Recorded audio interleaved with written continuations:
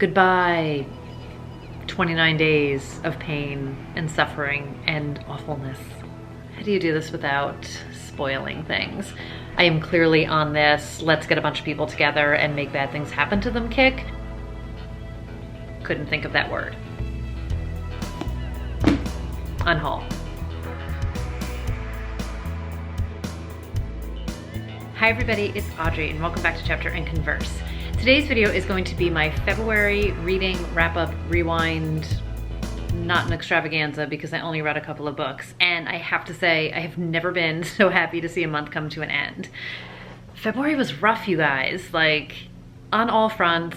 Everything is fine, but it was one of those months where I was thrown curves all over the place. I was in a huge reading slump, which you guys know if you watched my video about being in a reading slump. So long story short, I plowed my way through the month. I tried to find a book to snap me out of it. I didn't, but I did read a couple of books and I wanted to talk to you guys about them today. So I made a big production about how I was gonna do readathons and I was gonna do contemporary-thon and thriller-a-thon and I was gonna do like all the things and all the books. And I basically failed at everything this month. So I did talk about a couple of these books in my slumpy video, but I didn't go into huge detail. So I'm gonna talk about a couple of these books again. And if anyone missed that video, this is a little bit of what's going on. So I made like epic TBR videos, and I think it was like 15 books that I was gonna read, even though I wasn't actually gonna read them. And I wound up completing 2 books, one in contemporary-a-thon, one that crossed over into thriller-a-thon, and I DNF'd one. So contemporary-a-thon was my first readathon that I tried to do. And the book that I finished is The Flatshare by Beth O'Leary. And I read it and I liked it. So I didn't love it. I don't love it the way that a lot of other people do, but I liked it. It was light, it was fun. There was some, I wouldn't even call it like heaviness in a way, because I wouldn't really consider it to be heavy, but what this book is about. So I love the premise of this book. You've got 2 people, Tiffy and Leon, who are both basically in a financial pinch and looking to save some money by sharing a place to live. But the hitch is they're not roommates. They are literally sharing a 1-bedroom flat and they are there at opposite hours. So Tiffy works during the day, Leon has a night shift, and they are there at opposite times. And then on the weekend, Leon is off with his girlfriend, so Tiffy has the place all to herself. And Tiffy is coming off a really bad relationship. Her ex, I don't know how long they've been broken up. I feel like it hasn't been too long, but it's been long enough that he has a fiance, but she's totally not over it. And the whole thing is just kind of like a mess. So they never wind up meeting because Leon's girlfriend is the one who meets Tiffy, kind of gives her the okay, gives her the keys. And what winds up happening is they start to communicate. I'm pretty sure I keep hitting the table with my knee, so I'm sorry.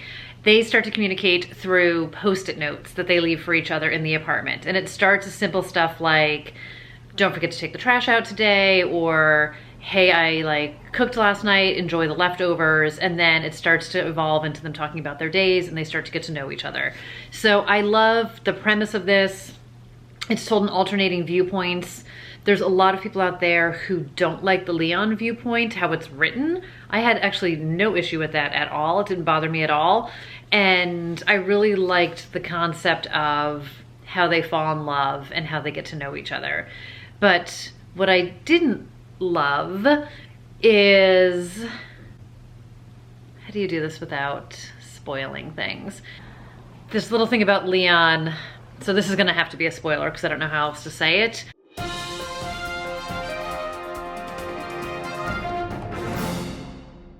But Leon winds up, so he's in this relationship and then he winds up ending it with her, obviously, to clear the path so he can be with Tiffy, because that's the entire point of the book, to make them be together. But he kind of talks about how like he doesn't really like his girlfriend, but he just stays in this relationship.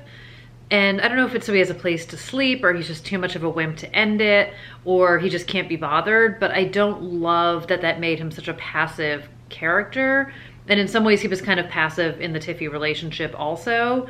So it made me kind of bummed because there was a lot about Leon that I really liked, but I didn't like how they made him just sort of let life happen to him. Like I wanted a stronger guy. And there were times when he was really strong, so I didn't like when they made him be wimpy, because I liked when he took control of different situations and was very focused on things. But I don't know, sort of the passivity in the relationship with his ex-girlfriend, I just didn't love. And then he just sort of like moved on from it really easily, which if you were that unhappy in it, like don't be the guy who stays in the relationship. Like do the girl a favor and just get out. Don't be the guy who stays in it, honestly.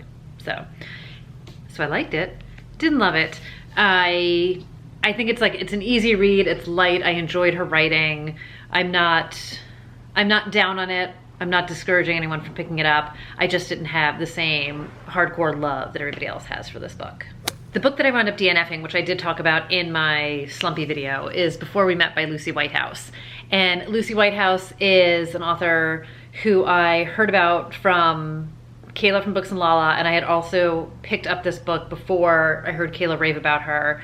This is totally in my wheelhouse, but I just couldn't connect with it at the time. So I DNF'd it at like 60 pages, and I'm putting it back on my shelf because I am gonna give it another shot. And this is a woman, she's married, she met her husband in New York. They're both Brits, and they wind up moving back to the UK, and he has his own business, goes on a business trip back to New York, and he just like never comes back and kind of ghosts her, I guess. So it's not that he doesn't go on a business trip and like she finds out he's dead, or at least not 60 pages in. He goes on a business trip and hasn't returned, and she can't get in touch with him. So she starts looking into him and his life, and all these questions start to come up, and she starts to uncover a whole bunch of secrets and finds out that like the man she thought she knew is not the man he actually is. So I do enjoy the premise. Like I said, I couldn't connect with the writing. I think a lot of this has to do with the slump that I was in, and my head just wasn't in it. I had a really hard time concentrating, and it just wasn't connecting with me at the time. So I did DNF it, but I'm not unhauling it.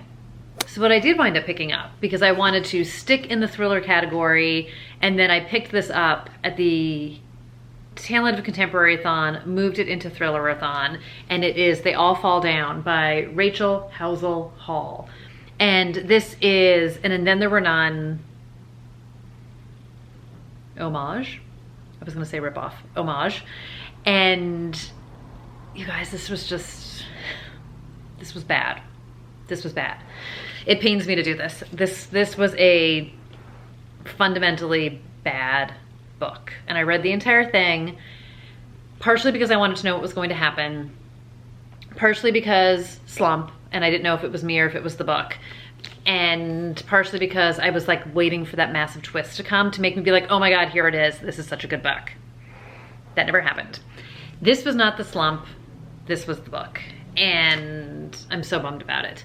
I love me And Then There Were None story. Bunch of strangers lured to an island in Mexico under what seems like legitimate circumstances at the time. I loved how our main character, we wind up seeing this through one perspective. She was lured to this island under the guise of being this reality TV show, and she is desperate for money. She's got this whole messed up backstory, and I loved it because she's just so freaking desperate. She's like happy to get on a reality TV show, to get out of the country because she's kind of evading the cops, and to make a bunch of money so that she can kind of rescue her life, so to speak. And we find out that's obviously not why they're all on the island. And this was another case, and I'm going to talk about this in another book, of character soup at the beginning. I want to say there's 7 or 8 people who are lured to the island. Doesn't matter. I couldn't keep them straight. Other than our main character, I couldn't keep the names straight. I couldn't keep who's who straight. There wasn't enough about any of them to keep them distinct. Eventually, I was able to distinguish the women. So our main character is a woman. There's 2 other women on the island. The men were just kind of a blur. It took me a while. I couldn't tell you what any of their names are. So they get to the island, and it is totally And Then There Were None. They steal the trope about the pieces at the beginning, although there's 7 of them, because I think it's the 7 deadly sins. So it took too long to kill people. I wanted faster action. Took too long to get our first dead body. And then it was like preposterous chaos. I don't believe any of it happened the way it was supposed to happen. I don't believe any of the deaths explanation, the whodunit, the any of it. I just don't. I don't believe there was too much coincidence. There was too much relying on people to be a certain way and do a certain thing. There was too much like, I knew when this happened, then that would happen next. Like it didn't make sense. I was confused about the island they were on. I couldn't picture the house. None of it. None of it. None of it. It makes me so sad. I wanted this to be amazing. I wanted this to be so good. I wanted closed circle, messed up, dark people doing messed up, dark things. You know I love that. And it wasn't there. It was just too convoluted and confusing. I would say there were a couple moments of good writing, good question.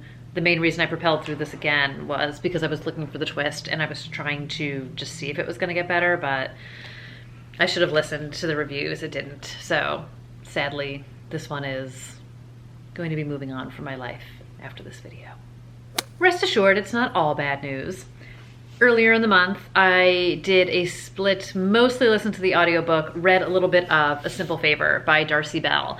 And this is the book that inspired the movie. And I do agree with the reviewers who say, how did anybody read this book and say this is gonna be an amazing movie? Because had I not watched the movie and knew what was coming, or in theory what was coming, I probably would have DNF'd this book. And I said that in my other video when I talked about it too. Because the book is really slow at the beginning. And this is about Stephanie and her best friend, if you will, Emily, and Emily's husband, Nick. And Emily's husband's name is Sean. The book that I'm writing, I have a character named Nick, and I was writing before I filmed this video, and that's why I have that in my head. So anyway, so Emily and Stephanie both have children in school together. I think the boys are in first grade. They get to know each other and they get to become friends. And Emily is kind of like the badass cool mom. She's got this like amazing job in fashion down in New York City. The book takes place in suburban Connecticut. She's got this hot husband. They've got a bunch of money. She basically has like the cool wardrobe, like just best life ever. And then Stephanie is a widow. She is a mommy blogger. I would say she's got some stuff in her past. And she's basically just like a little bit needy, a little bit clingy, a little bit annoying. And one night Emily kind of calls her up and she's stuck at work and she's like, can you just do me this simple favor and pick up my kid from school and I'll come get him tonight. And Stephanie does it because Stephanie is a people pleaser and she will do anything and she's a good friend. And then Emily never shows up. And Emily winds up going missing and this becomes Stephanie's quest to figure out what happened to her friend. And she starts to look into Emily's past and all sorts of things start to come out. And I really enjoy the premise of this. And I will say, Stephanie's parts are supposed to be annoying, and they are. So well done, Darcy Bell. But I had a hard time sticking with it, even though I knew what was going to happen, but I stuck with it because I liked the story, I liked the movie. I would say this is fairly true to the movie. There are a couple twists, the ending is different, a couple little twists with a couple characters, but as a whole, it's very true to the book. Book to movie are very much the same. And I have to say, the audiobook is really well done. There's 3 different narrators doing the 3 different characters, which I love. And I love Emily. Like she's twisted and she's the darker one and she's, you know, everybody's got secrets in this, but I just really enjoyed Emily's character so much. I loved the narrator. I also said this in my other video. She sounds like Jennifer Beals, but I enjoyed it. I enjoyed Darcy Bell's writing. I enjoyed the twistiness of it. It's definitely, the movie was much campier towards the end and I think they just had a lot of fun with it. I would recommend the movie. I thought it was like delightful dark comedy. I really did. And I had a good time with the book. I would say do the audiobook. Just know that the Stephanie parts are there and they're supposed to be a little bit grating, but I thought it was fun. Like, not the best book I've ever read ever, but I don't hate it. I'm not mad about this book at all. The next book I want to talk about is One Little Secret by Kate Houlihan. And I am a little mad about this book. This was the first book I read in February. I also talked about this one in my other video. This is sort of closed circle in the sense that you have 3 couples who get a house in the Hamptons together for a week, and one of the women die. And we know this on page 1. We don't know who it is, but kind of like with They All Fall Down, there's a prologue and they describe her, so we know who she is instantly. So there's no real suspense over who the dead body is, because in chapter 1 we meet everybody. So again, character soup, character soup. I couldn't tell you who anybody was till like halfway through this book, and even then I was still getting it wrong. We meet all the parents, so 3 sets of parents bringing their kids to go to summer camp for the week, which is why these people are all going to get a house together, because all their kids are going to be at camp together.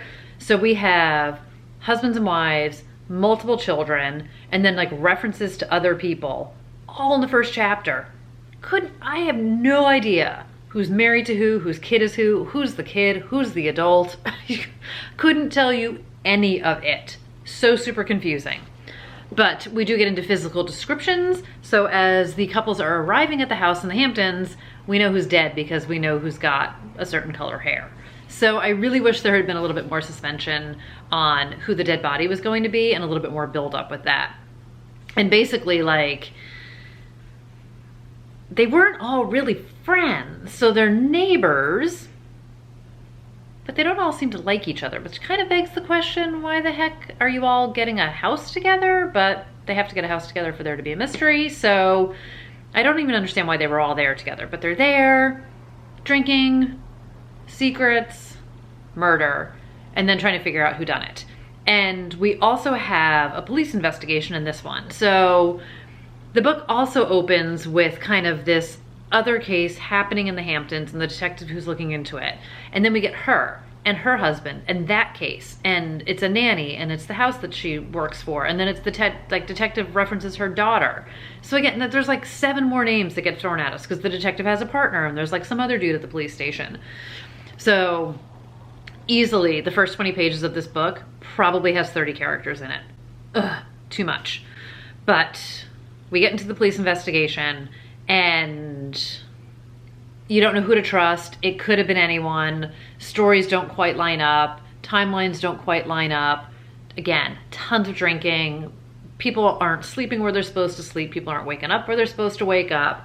So there is a lot of like, anybody could have done it, and that I really enjoyed. I enjoyed Kate Holohan's writing. There was an element to this where, so the way the story is told, it's sort of like the day of, the day after. So I liked that part of it. Like, I liked how that was done. I'm blanking on the word. I liked that device of, day after. What was tricky, and I'm gonna guess that she did this on purpose to keep us off balance, is there's no like day of 10 a.m., day of 1 p.m., day of 7 p.m. So you're just sort of getting the story and seeing different things happening to different people, but you don't quite have the timeline. And I do think that was intentional, but it was super confusing at times. But I think we were supposed to be super confused, so that way you couldn't quite tell who was where when. So props to her if that was on purpose. If it wasn't, well done anyway, because it worked and it confused me. Enjoyable, just not the thrilleriest thriller I've ever read. And finally, the last book I read this month, and dare I say best for last, I finally read Stillhouse Lake by Rachel Caine. So this is one of those books from my backlist that I have sworn I was going to get to, and I've heard so many great things about it. I am still trying to break the slump, and this is the one I picked up. And also not mad about this book. This was slow burn thriller in a good way, not mad about it, well done writing, crafty story, messed up people, this poor woman. So this is a story about Gina and her 2 children who are coming home from school one day, and outside their house are all these police and all this insanity, and like this SUV has crashed into their house. This guy, I don't know if he was like texting or drunk or what the hell he was doing, but basically smashes into their garage. This is page 1 kind of stuff here. This is the entire premise of the book. And when the police come, they find a woman's body hanging in the garage. And we find out that Gina's husband is a freaking serial killer. And she had no idea. Or so she says. But nobody believes her. So then we fast forward a few years. And after a whole bunch of messed up stuff, she is out of jail. She is raising her children, and she is basically on the run. They have changed their names. They have moved to so many towns. They are the victims of so many people who don't believe that she didn't know what her husband was up to. And so many people who are literally out for blood and out for revenge and want to see her and her kids basically die. Awful people coming after them. And they are basically just hiding to survive. And at this stage, her kids are, I want to say her daughter's 14 and her son is 11. And they have been living this twisted life for years. And when a dead body shows up in Stillhouse Lake, everything hits the fan. And I really liked this book. I liked the detectives in this. I liked, you know, kind of the side characters. There's obviously a hesitation for her to let anybody into her life, into her world. What happens when you trust people? What happens when you don't trust people? Same with her kids. You know, they don't have friends. They can't connect at school. It is just all hard, awful, challenging stuff. And I thought it was really well done. I thought it was atmospheric. I thought it was twisty. It's a lot of dark, twisted stuff. I think I already said this was really well written. I really enjoyed the story. I'm glad I read it.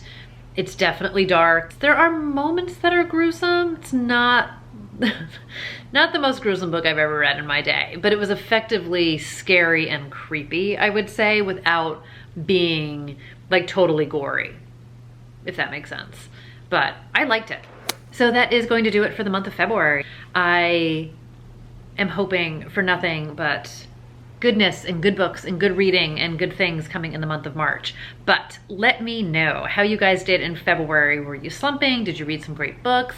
Have you read any of these books? Tell me all the things. Tell me down below. Let me know what's going on with you guys. And if you liked my wrap up, even though it wasn't the best reading month ever, give this video a thumbs up. It seriously does help my channel. It does help me a ton. And if you are new here, definitely hit that subscribe button because that's also really helpful. And obviously, I want you guys to come back for more. So thank you for spending part of your day with me and hanging out. And I will be seeing you guys really soon in the next video. Bye, everybody.